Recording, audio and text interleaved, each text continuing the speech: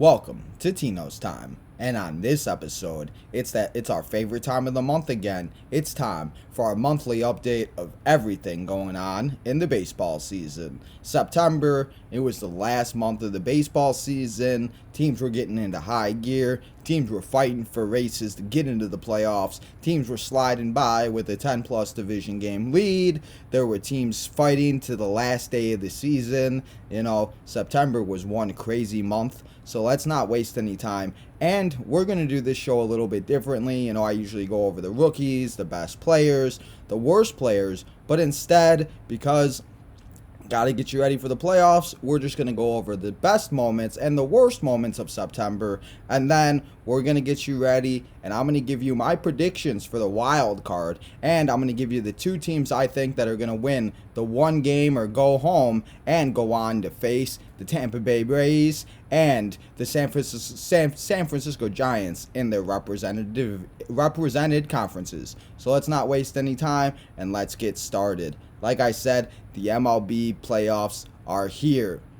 Also, September was a crazy month. The top moments of this month, though, we saw the Cardinals did not stop winning. They won 17 straight, and they went 22-8 in their last 30 games, and they ended up jumping all of the teams, and they decided, you know what, we're going to clinch the wild card, and we're taking on the 100-plus win Dodgers, and let's see what happens. They went on, and they ended up clinching the second seed of the wild card, and they are now moving on to face the Dodgers in the one-game wild card this upcoming Wednesday. It's going to be Wainwright versus Max Scherzer. That game's going to be awesome. Also, the Seattle Mariners were a team, everybody never expects them to be really that great, and they're in the division with the Angels and the Astros and stuff like that, the Oakland Athletics. But Seattle decided to put on a month of their own, like the Cardinals did. They went 20-10 in the last 30 games, and they only came 2 games short of ending up being the second wild card and taking over the Red Sox or the Yankees. The Red Sox and Yankees are going to play in the one-game wild card for the American League, but Seattle was so close, and they became 2 games short. Seattle is a team that people need to watch out for next year because, yes, it looks like they are saying goodbye to Kyle Seager. It looks like he had his last game in the major leagues, but the team is really young. They got guys like J.P. Crawford, and so, they had a great run, and Seattle Mariners fans should not be sad. You lost that game on Saturday night to the Angels, and that kind of fell for it, but don't be discouraged because you have a great future. Speaking of teams that also have a great future, another team that had a phenomenal September, it's the Blue Jays. The Blue Jays went 21-9, and they literally came a Red Sox loss away from winning the second wild card. The American League wild card, if you didn't know, came down to the last game of the season. Every game yesterday started at 2 p.m., so there was no, you could start your pitcher at noon and then take them out. Everybody had to start whatever, and whatever happened. The Yankees and Red Sox ended up winning, like I just mentioned, but the Blue Jays going 21-9 and only becoming 1 game short and 1 Red Sox loss away from winning the wild card. They got so many guys, and if they bring back Marcus Semien, if they bring back Jose Berrios, the guy they got from the Twins in the trade deadline, I think that they're going to be perfectly fine. And honestly, they're a team next year that if the Yankees and Red Sox don't keep the teams that they had, because the Red Sox had a horrible month of September and they just snuck into the playoffs. They barely got in, like we said. The Mariners and the Blue Jays almost had a chance, but for the Blue Jays, if they get back and they bring the team back that they had, they're going to be so much better, and the Red Sox or Yankees need to watch out because the Blue Jays could be the team to win the AL East next year. But now that we talked about teams that have had really good months, let's talk about a couple teams that just completely fell apart and completely missed the playoffs. And last time we actually spoke, this team, the San Diego Padres, was in the second wild card, and they had about a 5 or 6 game lead. And I told you, you never know what could happen. You don't know what could happen in the MLB season. Anything is possible. Team gets on a run like the Cardinals, 17 straight games. That's 2+ weeks of winning baseball. That's ridiculous. But the Padres ended up finishing the season in the last 30 games with 9-21 record. That is absolutely horrible. They ended up firing their manager. their manager. And, a few weeks ago, we saw Manny Machado and Francisco Tatis Jr. get into it, and it didn't seem like they were getting into a complete, battle with each other, but it was one of those things that it didn't seem like it was the team chemistry that everybody thought it was. And, the Padres went out and they got Blake Snell. They went out and got all those guys, and they tried to build it, but that month of September, they just could not do anything right, and they ended up finishing the season of under 500 with a record of 79 and 83 and 11 games back of the wild card. That is just not going to do it. Also, the Reds were a team that was in it for a while, and they ended up falling apart. The Phillies also, they ended up finishing 8 games out. They finished the season 2 games over 500, but there's a guy on that team that we're going to talk about a little bit later that I think that deserves to be the MVP of the National League. But, the Phillies should not be discouraged, and, they didn't have a great season, but they did compete. So, yeah. But the other team that just completely fell before we talk about the wild card and we get into the MLB playoffs, because I didn't want to spend too much time about September, because as you say, after the last game of the season was yesterday, it really doesn't matter what happens anymore. It's the playoffs.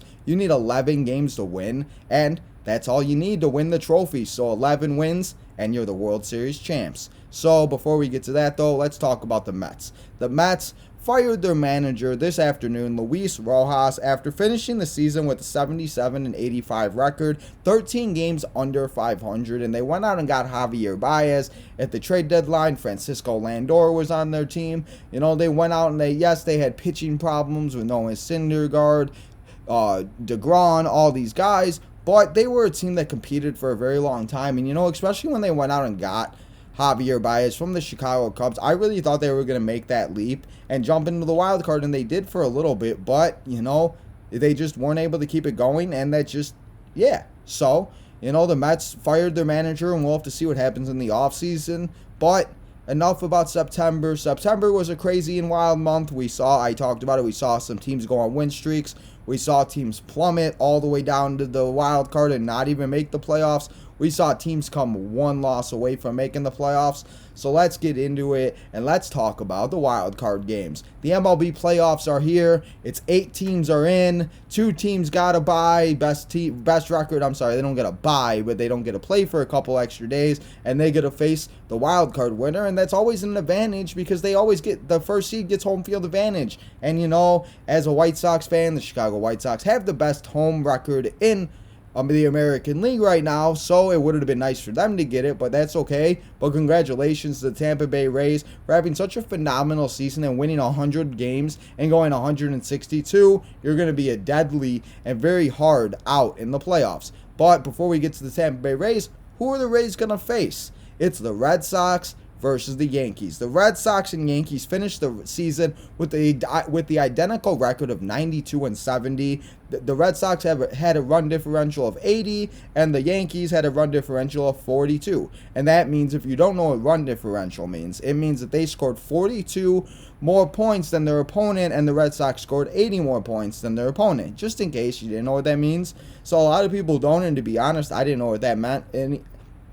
I didn't know what that meant until a few years ago. But anyway, the game. It is going to be an awesome game. We get a great pitching matchup between Garrett Cole and Nathan Eovaldi. If you remember Nathan, he pitched for the Red Sox when they won the World Series a few years ago, and he was that pitcher that came in and got all those big outs, and he helped them win it and go on. And yes, Chris Sale got the last out for the Red Sox to win that World Series, but Nathan, he was a big reason on why the Red Sox were able to make it as far as they did that season. But in this game, it's going to be crazy. The Yankees have Rizzo, they have Judge, they have Stanton, they have all these big power bats, and the Red Sox, they got Devers, they got all those guys, and I don't know what's going to happen in this game. My bold prediction for this game, I'm going to give you one bold prediction for both of these games. My bold prediction for this game, I think it's going to go 14 innings. This game might be very high scoring. It might not be at all high scoring, but Garrett Cole, if he hasn't had a very good few months ever since we've had problems with the sticky stuff. We haven't really seen the Garrett Cole that we're used to seeing, so maybe he won't be able to show out, and it's one of those things where you lose, and you go home. It's not a 2 or 3 game series like it was last year. It's one game and you're done. So that's my bold prediction for this game. But in the end of this, I am going to take the Yankees. I just think that the Yankees have too much power.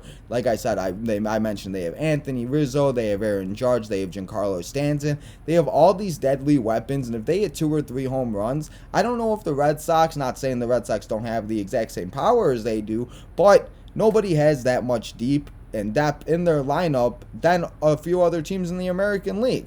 So I'm definitely taking the Yankees to win this. I did say my bold prediction is for it to go 14 innings, but if it does go 9 innings, I'm going to give the Red Sox the 9-5, or I'm sorry, not the Red Sox. I'm going to give the Yankees the 9-5 win over the Red Sox, and the Yankees will be going on to face the Tampa Bay Rays in the ALDS, and then we will also see the Chicago White Sox, Southside for Life, Soxtober, versus the deadly, the returning, the most hated team in baseball, the Houston Astros. And if that is set, that's what will be the 2 matchups for the American League in the ALDS. But we'll get back to that once we find out who wins and when we preview the divisional round. But now to the NL wildcard game. The NL wildcard game is something very interesting because for the first time, the Dodgers, this is the first time ever a team that has won 100+ games is playing in the wild card round. The LA Dodgers won 106 games, and they won the first wild card spot by 16 games. They had a run differential of 271 points. And like I just said, that means that they outscored their opponents by 271 points. That is ridiculous, and that means that they have to at least be outscoring them 4 to 5 games a season. 4 or 5 points a game. I bet I was getting all my words all types of mixed up. But anyway, the Dodgers, they had a phenomenal season, not taking anything away from the Cardinals. We just talked about the Cardinals. They won 17 straight games. We saw the John Lester of 2015. We saw Paul Goldschmidt have a phenomenal year. We saw just everything went right for the Cardinals in September. So now the Cardinals, they won the second wild card, like we mentioned earlier. They had a 90-72 record with a run differential at plus 34. And now, like I said, it's going to be the Dodgers and Cardinals in the NL wild card. It's Adam Wainwright versus Max Scherzer. And this game, this is a battle of 2 pitchers and 2 offenses. You know, I talked about the Yankees and Red Sox. I think this is a game that's going to come down to a pitcher's duel. And it's going to be one of those 2-3, 3-2, or 3-2, not 2-3. That would not make sense. 3-2 game, 2-1 game, maybe even 1-0 game. I just don't see very much offense in this. And it's one of those things that I just do not, I just don't know that, what's going to happen, because again, it's one and done, and the Dodgers could literally show up and score a bunch of points, or the Cardinals could show up and pitch like they pitched and play like they play in 17 games. They talk about it all the time. All you got to do is get hot in the right time, and you can go all the way to the World Series. We saw what the Washington Nationals did a few years ago. They were down in the dumps. They weren't even in the playoff picture until late August, and then they ended up skyrocketing into September, and they took that momentum all the way to win the World Series. So, in a very, very bold prediction, this is my bold prediction for this game, I am taking the St. Louis Cardinals to upset the 106-win Dodgers and go on to face the San Francisco Giants in the NLDS. It might be bold, but we got to be bold, because not that I don't believe the Dodgers can do it. I believe the Dodgers probably will do it. But it's one of those things that I just believe that if you get hot as the Cardinals are, I think that they can go into LA and beat the Dodgers. And that would be something that nobody would see coming. So, if it does, remember that you heard it here first from your boy Tino. So, like I said, I'm taking the Cardinals to win over the Dodgers, and I'm taking the Yankees to win over the Red Sox. And that, like I said, that would set the ALDS with the Rays and Yankees, White Sox and Astros. That would also set up the NL with the Giants and Cardinals, and the Atlanta Braves and the Milwaukee Brewers. That NL and ALDS series will be awesome series. The ALDS and NLDS series will be awesome. I cannot wait to see what happens in these 2 wild card games. They're going to be absolutely ridiculous. It's going to be so much fun. Playoff baseball, October baseball is the best. And as a White Sox fan, I haven't seen the playoffs since 2008, and that was when I was in 7th grade, people. I feel like I have never seen the White Sox in the playoffs as long as I've been alive. They've been in it a few times, but this is the first year that I feel like it's ridiculous. It's crazy to feel playoff baseball and actually have your team in it. So, before I start getting too much into my White Sox and I start bragging about how they had such a good season, let's talk about players that had such a phenomenal season. And I'm going to give you my award predictions and who I think are going to win MVP for each conference and each side, Cy Young, Manager of the Year, and Rookie of the Year. And let's get started with the first one. Let's talk about the Rookie of the Year. The Rookie of the Year, we've seen a lot of great rookies this year with Cedric Mullins. We've seen Randy Arizona. I can't even say his last name. I'm sorry. We've seen Luis Robert, even though he was out for most of the season with a hip flexor. There were so many great rookies throughout this season that I could give this award to so many. And as much as I would love to give it to Luis as a White Sox fan and Cedric Mullins and everything, I have to give the Rookie of the Year to Randy Arena. I can't even say his last name. Oh my God, I'm so sorry. Randy from the Tampa Bay Rays. I can't say his last name, and I don't want to keep messing it up. But anyway, he had an average of 274. He had 20 home runs. He had 69 RBIs, and he had an on-base percentage of .815. And that is for a team like the Tampa Bay Rays that won 100 games. He was a big reason why. So, Randy, you deserve Rookie of the Year. And you might say, why would he win Rookie of the Year? They didn't play enough games for them to be eligible to have a full season last year, so he was still considered a rookie. So guys like Luis, like Randy, like Cedric Mullins, the guys that started this year, obviously, we had so many guys that started last year, but they just weren't considered rookies. But another rookie on the National League side now, Jonathan India from the Reds, had a phenomenal season. This guy, I actually saw him in person of last week. The White Sox were facing the Reds, and I went and saw him. He had an average of 269. He batted 21 home runs, 69 RBIs, and an on-base percentage of .835. He had pretty much the same exact numbers as Randy did, and Randy's going to win it on the American League side, so why not give it to Jonathan on the National League side? Even though the Reds did not finish with the record that they had, they were in it. If you've watched my shows throughout the month, the monthly updates for Tino's time, we've talked a lot about the Reds, and the Reds were a team that were in it until about a few weeks ago. So, Jonathan India, you deserve to win NL Rookie of the Year, and let's see what happens let's see what the future holds for you, my man. Let's talk about the Cy Young Award winners now. Robbie Ray from the Blue Jays, Lance Lynn from the White Sox, Carlos Rodon, Garrett Cole. There were so many guys that could have won this award that we talked about Rookie of the Year. There was just a lot of good players and a lot of good pitchers, and there were just so many great things that happened. It was nice to have baseball back the way it should be, with fans in the stadiums and not having cardboard boxes and figures of us out there. It's just better to have the fans there. But I'm giving the American League Cy Young Award to Robbie Ray from the Blue Jays. He had a 13-7 record from a 2.84 ERA. He had 248 strikeouts, and he just proved that he is one of the best pitchers in the game. And honestly, you could give him Comeback Player of the Year too, because a few years ago, Robbie Ray was not that good and nobody really wanted him, but he came back and he showed why he deserves to be Cy Young. And the Blue Jays did not make the playoffs, but he had a phenomenal season. He was the reason on why they were able to stay in the race as long as they did. And this is another one you could give to Cole, but Cole was on the injured list. Cole had some really bad starts. You could give it to Lance Lynn from the White Sox, but Lance Lynn missed a lot of games, and he was on the DL a few times, and he had a few DL stints, and he had a few games that were not so good. That's the same with Carlos Rodon. Carlos Rodon has been on the injury list, and he seems to he's not going to be 100% for the playoffs.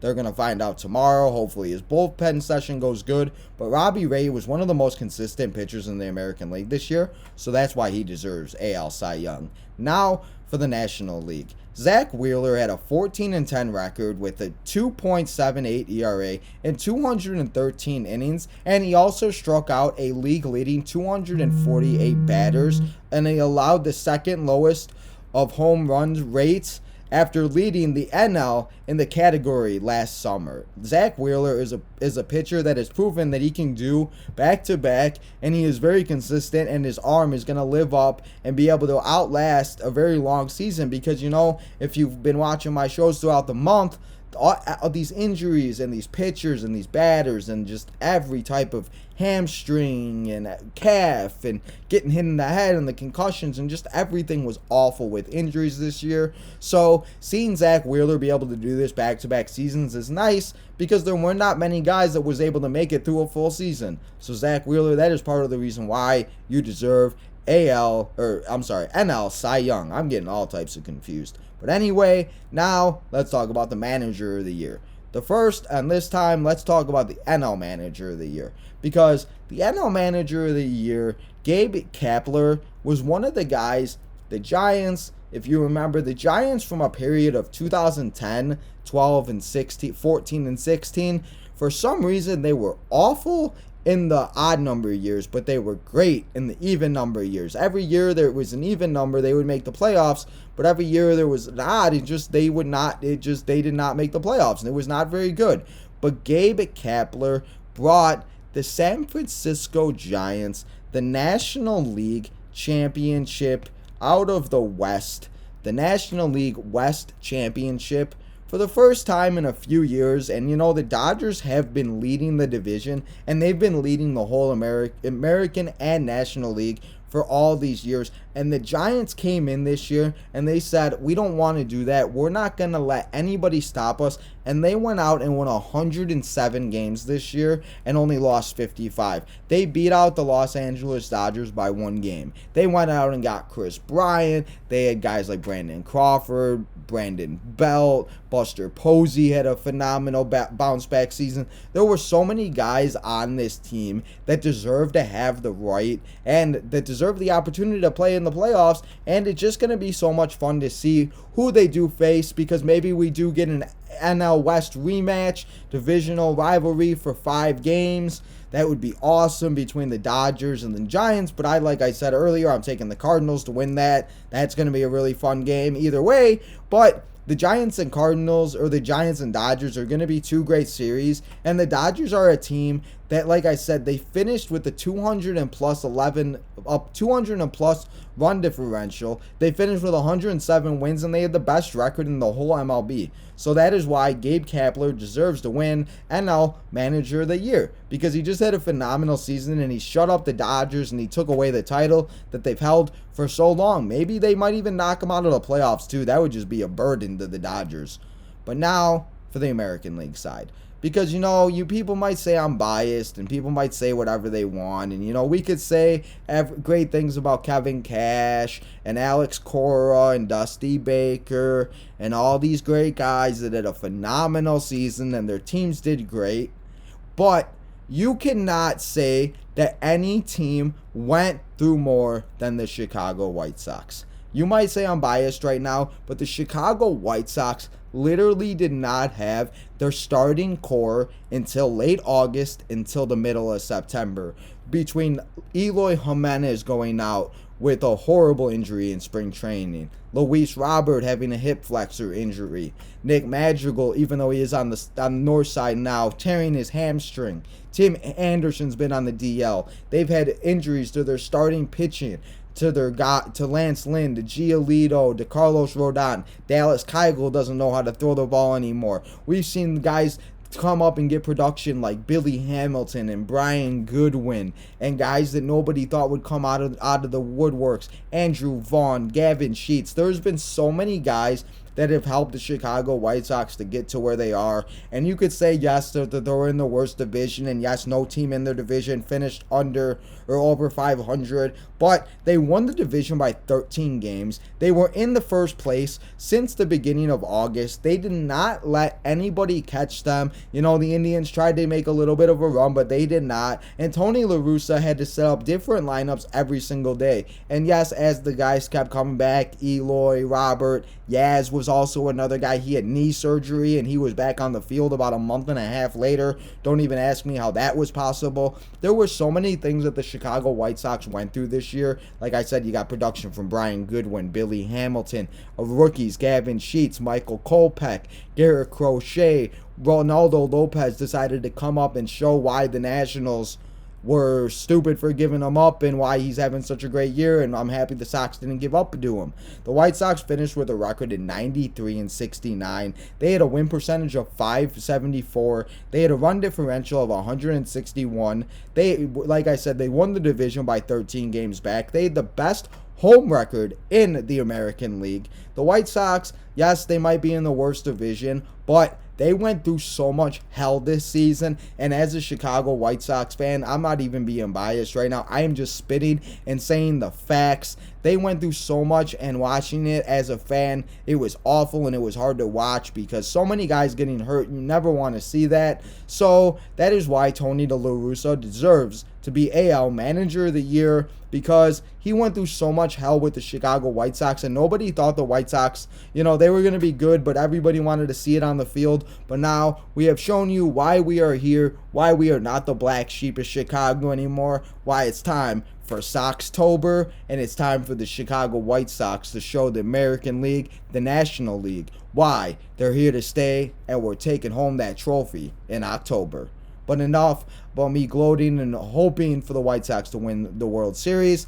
Let's talk about the last award on the show before I let you go, and you have to stop listening to me talk, and then you go watch the playoff games. It's the MVP. And obviously for the American League, there is an anonymous winner. Nobody else was able to catch him. Nobody else even pitched and hit. There's nobody else like him in the American League or in the baseball or in professional sports anywhere. It's Shohei Ohtani. He batted and he had an average of 257, and on base at 965. He had 46 home runs. Yes, Vlad Guerrero, he was the runner-up. He also had 40-plus home runs, and Vlad is, I'm sure, going to get his MVP one year, just not this year, because Shohei had a phenomenal season. He had 46 home runs, Shohei did. He had 100 RBIs. He had 26 stolen bases. And then on the other side of the ball on defense, pitching, he went 9-2 with a 3.18 ERA, 130 innings pitched, 156 strikeouts. And for a team that went 77-85 and had a run differential of -82 in 18 games out of the division and just was nowhere to be found all season, Shohei Ohtani putting up those numbers showed how much he means to not just the Angels and Los Angeles, how much he just means to the baseball in general, and how much us watching this guy play and this man play right now is something that we might never see again. So just enjoy it. And that is why Shohei deserves to win the AL MVP award, because he had a phenomenal season. And yes, the Angels didn't have a great season with Mike Trout being out, and they never could keep pitchers healthy. But Shohei is going to be so much fun. And as a person that also saw him live this season, he's a big man, and he is so scary and fun to watch, even though he went 0 for 4 that night. It was just cool to see him play. So if you get the opportunity, you definitely have to go out and watch this man play, because he is one of the best players that you will ever see in the major leagues. Now for the National League. I talked about him a little bit earlier. I said I was going to mention him earlier. It's the guy, he went over and decided to sign a 10-plus year, $1 million, $400 contract, and he got all this money, but he wasn't going to win any awards. But Bryce Harper, I'm giving you the National League MVP, even though your team did not make the playoffs, and they ended up, like we talked about earlier, finishing the season with a record of 82-80. You had a phenomenal season, my man. You batted .309, 42 doubles, 1 triple, 35 RBIs, 35 home runs, 84 RBIs, and 100 runs scored, 100 walks. And, he just did phenomenal things. And he also had an on-base percentage of 1.044. And that is also over 100 points, or 200 points of the Rookie of the Years. And that's 100 points, or that's about 80 points plus of what Ohtani had. So, even though the Phillies did not have a great season, Bryce Harper proved on why he is one of the best players in the Major League Baseball and why he is just one of the best professional athletes around today. Bryce Harper, you deserve that win NL MVP for the 2021 season, and maybe next year you can get your Phillies into the playoffs, because I hope you do, my man, at one point, because it's not going to be a fun and good thing if you're just sitting on the Phillies with 80 wins every year, but you're putting up these numbers. Maybe you didn't make the right decision, but we're not going to sit here and talk about Bryce Harper, because this is about the playoffs, and, So we'll get back to the awards as they get announced, but I wanted to give you my predictions, so maybe I give myself a little bit of a humble brag when they come out. Baseball, October, it is so much fun. It is one of the best times to be a baseball fan, a sports fan. If your team is in the playoffs like mine, congratulations. If you're not, like the Cubs and all the other teams, shout out to the Cubs fans that didn't make the playoffs, because you guys talked all this shit for all these years, and now it's my turn. But no, we're not going to do all that. So I hope everybody enjoys the MLB postseason. The wild card division, or the wild card series, is going to be awesome. These two games are going to be two classics, and I cannot wait to join you on Thursday when I get you ready for the divisional round and we cover what's going to happen in the 4 matchups for the divisional round, and we talk about the teams that are going to go on to the AL and NLCS. So I hope everybody enjoyed my September recap a little bit. We went over the best and worst moments. I hope everybody enjoyed my wild card preview. And until this upcoming Thursday, where we do everything, we talked about the wild card games and we previewed the divisional round, don't forget to smash that subscribe button. Go like, follow me on Instagram at TinoTime1996. TinoTime10 on Instagram, TinoTime Wrestling. Remember, again, to smash it, help your boy out. And until Thursday, when we do a recap of the wild card round and we preview the divisional round, this is your boy Tino, signing out.